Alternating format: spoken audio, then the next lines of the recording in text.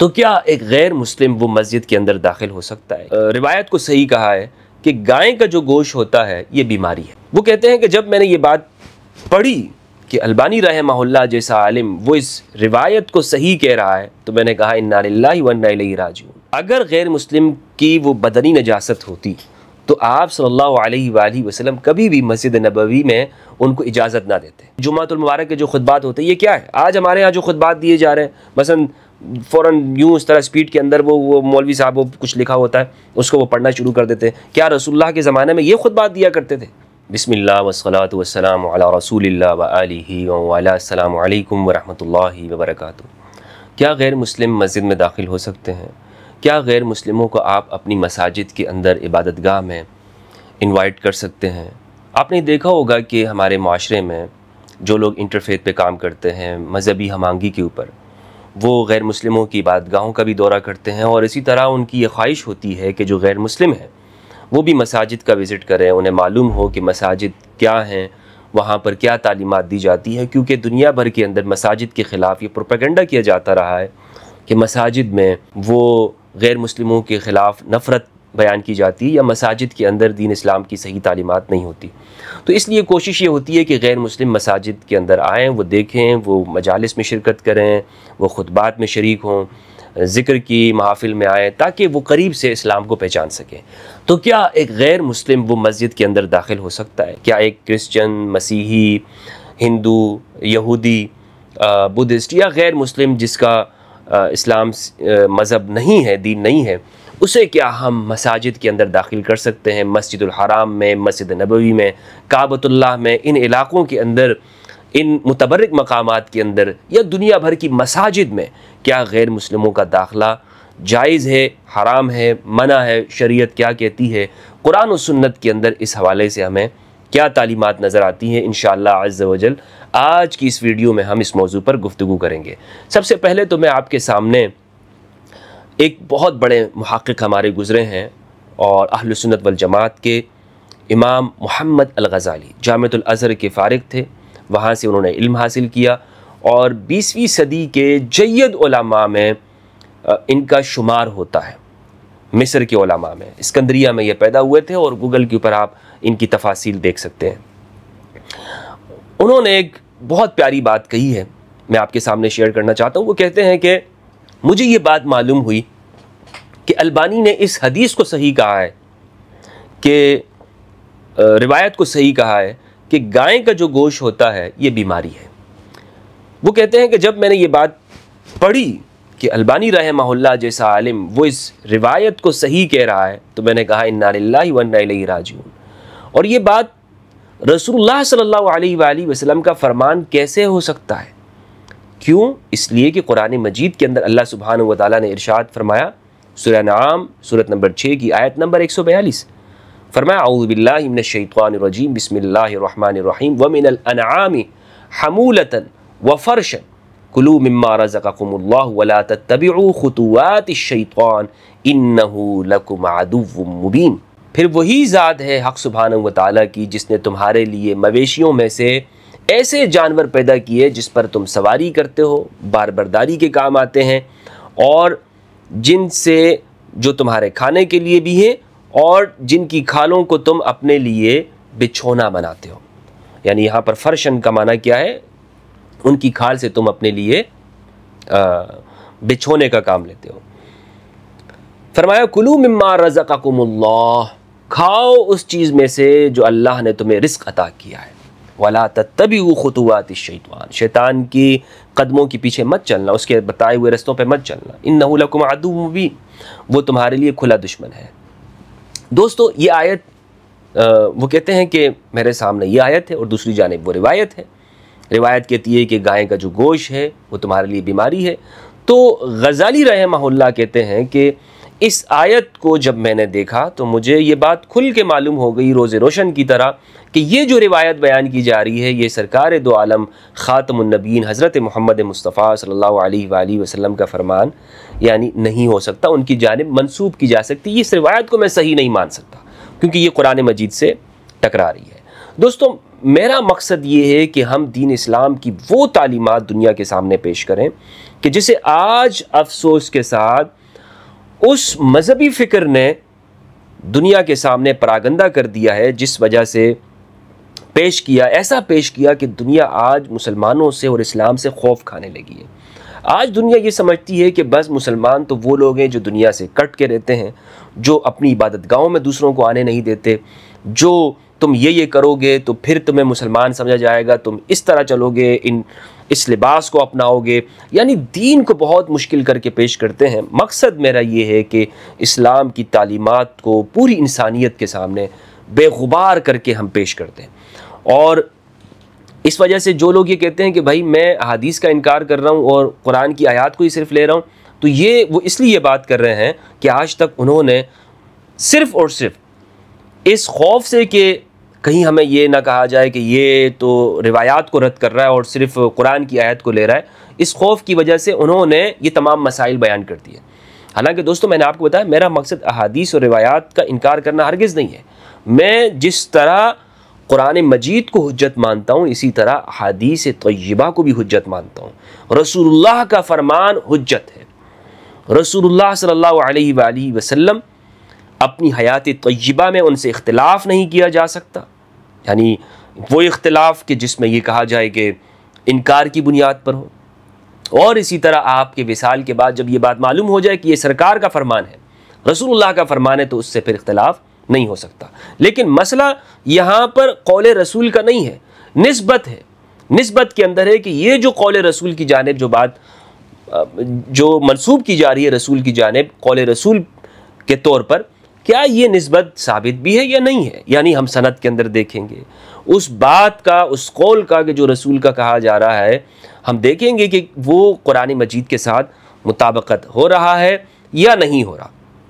तो इसीलिए दोस्तों, रिवायात को यकसर मुस्तरद करना मेरा मनहज नहीं है कि हम रिवायात को यकसर मुस्तरद कर दें, लेकिन अगर वो कुरान मजीद के साथ मुताबकत नहीं रखती हैं तो फिर कुरान औला है और रिवायात को फिर उस जगह पर नहीं लिया जाएगा। अब हम आगाज़ करते हैं इस सवाल की जानिब कि क्या काबतुल्लाह में, मस्जिद हराम और मस्जिद नबवी में गैर मुस्लिम दाखिल हो सकते हैं या दाखिल नहीं हो सकते हैं। तो इस हवाले से उलमा में इख्तिलाफ है फ़ुक़हा के अंदर। कुछ फ़ुक़हा ये कहते हैं कि गैर मुस्लिम दुनिया की हर मस्जिद में दाखिल हो सकता है, इसमें कोई तख़सीस नहीं है कि इस मस्जिद में दाखिल हो सकता है और इस मस्जिद में दाखिल नहीं हो सकता। और उलमा अहनाफ का यही कौल है कि गैर मुस्लिम जो नॉन मुस्लिम है वो मुसलमानों की हर मस्जिद के अंदर वो दाखिल हो सकते हैं। बाज़ फ़ुक़हा ये कहते हैं कि गैर मुस्लिम मस्जिद हराम को छोड़कर बाकी दुनिया की तमाम मसाजिद में दाखिल हो सकता है। मस्जिद नबवी के अंदर भी अला साहिबिहा अफ़्ज़लुत तहियात व तस्लीमात, मस्जिद नबवी में भी वो दाखिल हो सकता है।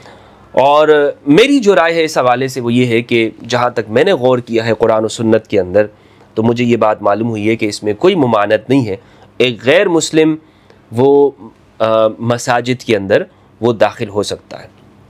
अच्छा, कुछ फ़ुक़हा जो ये मना करते हैं उनके सामने कुरान मजीद की ये आयत है, सूरह तौबा सूरत नंबर 9 की आयत नंबर 28। वो इस आयत के पेश नज़र इस बात को करते हैं कि गैर मुस्लिम वो मस्जिद हराम में और मसाजिद में दाखिल नहीं हो सकता। अल्लाह सुब्हानहु व तआला का इरशाद है, या अय्युहल्लज़ीना आमनू इन्नमल मुशरिकून नजस, ए ईमान वालो मुशरिक नजस होते हैं। फ़ला यक़रबुल मस्जिदल हराम बअद आमिहिम हाज़ा, बस ये मुशरिक मस्जिद हराम में दाखिल न हों इस साल के बाद, बाद आमिहिम हाज़ा। इसी पर क़यास करते वो कहते हैं कि मस्जिद हराम में दाखिले से मना किया गया है, तो लिहाजा जो दीगर मसाजिद हैं उसमें भी गैर मुस्लिम वो दाखिल नहीं हो सकते। इसका जवाब ये है, जो कि मैं समझता हूँ कि ये बात कुरान मजीद के मफ़ाहीम के करीब भी है, यानी जितना हम रसूलुल्लाह की सीरत के अंदर कुरान मजीद में गौर व तदब्बुर करते हैं उससे हमें ये बात मालूम होती है कि इस आयत में सूरह तौबा की आयत नंबर 28 में जो मुशरिकों के दाखिले को मना किया गया है, दर हकीकत वो उनके गलबे को मना किया गया, यानी उनका गलबा दोबारा नहीं होना चाहिए कि वो इस तौर पर दाखिल हों, इस तौर पर वाने लग जाएं जैसे फ़तह मक्का से पहले उनको गलबा हासिल था कि वो जिसे चाहे रोकते थे, जिसे चाहे दाखिल होने देते थे। ख़ुद रसूलुल्लाह सल्लल्लाहु अलैहि वसल्लम को फ़तह मक्का से पहले तक उन्होंने रोके रखा। सुलह हुदैबिया इसी के नतीजे में हुई है, और आप मक्का में रहते हुए भी काबतुल्लाह में दाखिल नहीं हो सकते थे। तो उनको एक गलबा और कंट्रोल हासिल था। तो यहाँ पर इस आयत में जो ये कहा गया है कि मुशरिक नजस है, वो मस्जिद हराम के करीब ना आए, तो इससे मुराद क्या है कि उनको ऐसा गलबा तुम कहीं ना दे दो कि दुनिया भर से जो गैर मुस्लिम है वो वहाँ पर आ जाएं और उनके पास ये कंट्रोल हो कि वो मुसलमानों को दाखिल होने दें या दाखिल ना होने दें, यानी उनकी मर्ज़ी पे तुम ये ना छोड़ दो। तो यहाँ पर दर हकीकत गलबे से मुराद है, और इससे मुराद ये नहीं है कि बिल्कुल वो वहाँ पर रह नहीं सकते या वहाँ पर विज़िट नहीं कर सकते, क्योंकि ख़ुद रसूलुल्लाह सल्लल्लाहु अलैहि वसल्लम ने मस्जिद नबवी के अंदर गैर मुस्लिमों को ठहराया है कि जब आमुल वफूद है, आप सीरत में पढ़ेंगे, एक पूरा चैप्टर है कि जिसमें आपके पास वफूद आए हैं।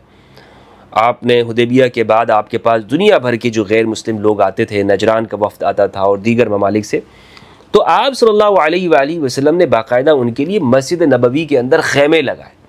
तो अगर मस्जिद नबवी में या किसी मस्जिद में गैर मुस्लिम, चूँकि कुरान मजीद कह रहा है कि वो नजस है, नापाक है, अगर गैर मुस्लिम की वो बदनी नजासत होती तो आप सल्लल्लाहु अलैहि वसल्लम कभी भी मस्जिद नबवी में उनको इजाज़त ना देते। इब्नुल क़य्यिम अल-जौज़ी ने अपनी किताब में इस बात को लिखा है, ज़ादुल मआद फ़ी हदी खैरिल इबाद में, इस बात को वो लिखते हैं, व अंज़ल रसूलुल्लाह सल्लल्लाहु अलैहि वसल्लम वफ़द सक़ीफ़िन फ़िल मस्जिद, आप सल्लल्लाहु अलैहि वसल्लम ने सक़ीफ़ के वफ़द को, काफ़िले को मस्जिद नबवी में ठहराया। व बना लहुम ख़ियामन, और उनके लिए बाकायदा कमरे उनके लिए बनाए, खैमा गाए, ताकि उसमें वो रह सके।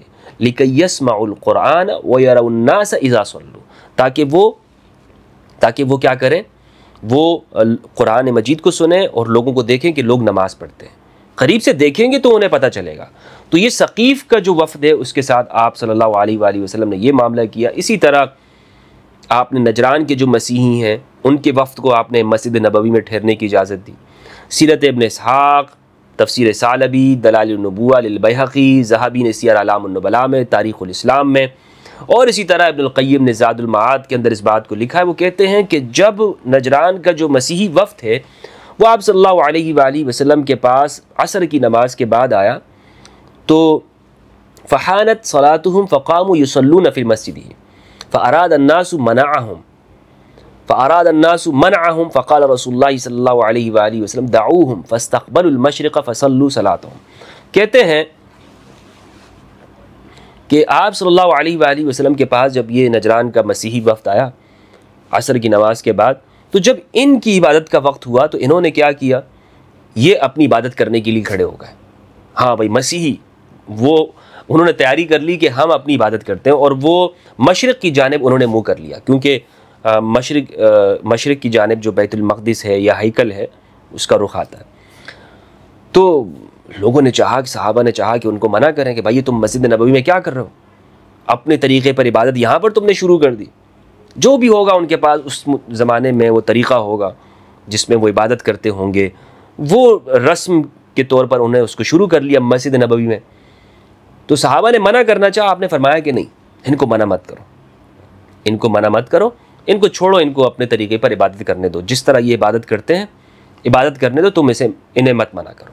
अब ये आप देखें कि ये एक जय्यद उलमाए किराम ने इस बात को लिखा, और सब में सीरत निगारों ने इस बात को तस्लीम किया है कि आप सल्लल्लाहु अलैहि वसल्लम का ये रहमत लिल आलमीन जो आप मज़हर हैं, आप सख्ती करने वाले नहीं हैं लोगों के ऊपर, आप लोगों के ऊपर ज़बरदस्ती इस्लाम की तालीमात को ऐसे ज़बरदस्ती नाफिज करने वाले नहीं थे। कुरान मजीद में सूरह यूनुस के अंदर अल्लाह रब्बुल इज़्ज़त ने इरशाद फरमाया, अफ़ अंत तुक्रिहुन्नास हत्ता यकूनु मुमिनीन वलौ शाअ रब्बुका लआमन मन फिल अर्दि कुल्लुहुम जमीअन, अगर आपका रब चाहे तो ज़मीन में जितने भी लोग हैं सारे के सारे कलमा पढ़ लें, मोमिन हो जाए, ईमान ले आए।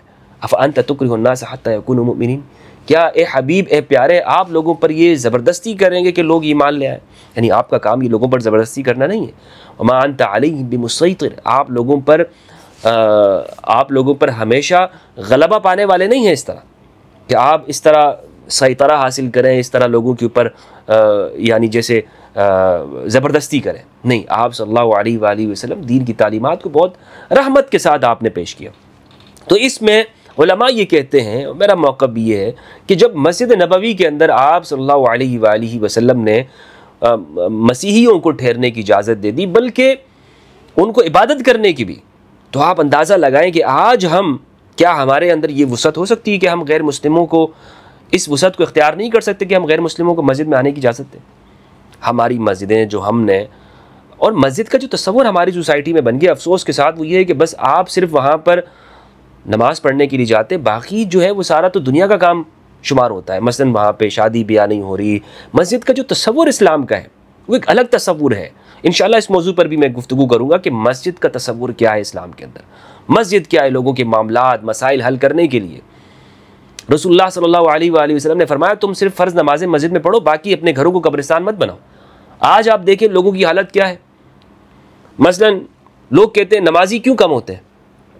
आप एक बंदा मजदूर जिसे आधा घंटा मुश्किल से मिलता है, सारा दिन वो जॉब करता है, थका हुआ होता है, जब वो नमाज़ पढ़ने आता है तो आप उन्हें ज़ोहर और असर, फिर आप उन्हें नमाज में आप उसका घंटा ले लेते हैं। मतलब पूरा एक घंटा जो वो उसका जो उसे आधा घंटा 1 घंटा आराम का मिला होता है, उसमें से अगर वो 10 मिनट में अपनी नमाज़ पढ़ सकता है, आप उसके लिए शुरू की औकात और बाद में और वो सारा उसे ले जाकर आप उसे 1 घंटा तक वहाँ पर रोके रखते हैं।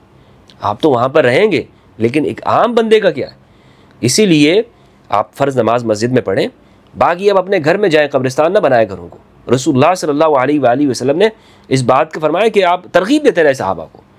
आज क्या होता है मसाजिद में, बल्कि जो काम जो लोगों के हैं उसे तो कहते हैं ये दुनिया के काम है। मसलन क्या काम है लोगों का, आप लोगों की बात को सुने, लोगों के मसाइल को हल करें, लोगों की के हवाले से बच्चों को वहाँ पर आने दें।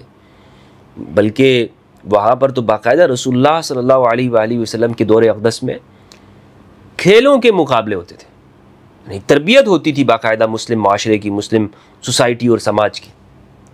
मैं ये नहीं कहना चाह रहा हूँ कि आप वहाँ पर उसको मैदान बना लें, लेकिन एक कम्युनिटी सेंटर का पूरा कॉन्सेप्ट है इस्लाम के अंदर। आप वहाँ पर खुतबात दिया करते थे। ये जुम्मातुल मुबारक के जो खुतबात होते हैं ये क्या है, आज हमारे यहाँ जो खुतबात दिए जा रहे हैं, मसलन फ़ौरन यूँ इस तरह स्पीड के अंदर वो मौलवी साहब वो कुछ लिखा होता है उसको वो पढ़ना शुरू कर देते हैं। क्या रसूलुल्लाह के ज़माने में ये खुतबात दिया करते थे, ये खुतबात होते थे? नहीं, उसमें लोगों के ऊपर आप सल्लल्लाहु अलैहि वसल्लम उनकी गुफ्तगू को सुना करते, उनकी रहनुमाई करते थे। तो बहरहाल दोस्तों, गैर मुस्लिम मसाजिद के अंदर बिल्कुल दाखिल हो सकते हैं। दुनिया भर की जो मसाजिद हैं उसमें जिस तरह फ़ुक़हाए अहनाफ़ का कौल है, मेरे नज़दीक भी ये है कि आप मसाजिद से उन्हें रोकना नहीं चाहिए तमाम मसाजिद के अंदर। और जहाँ पर कुरान मजीद में जो ये कहा गया है कि मस्जिद हराम में इस साल के बाद दाखिल ना हो, तो वहाँ पर गलबा मुराद है, यानी उनको सतवत हासिल ना हो, उनको कंट्रोल उनके पास नहीं जाना चाहिए। अस्सलामु अलैकुम वरहमतुल्लाहि वबरकातुहू।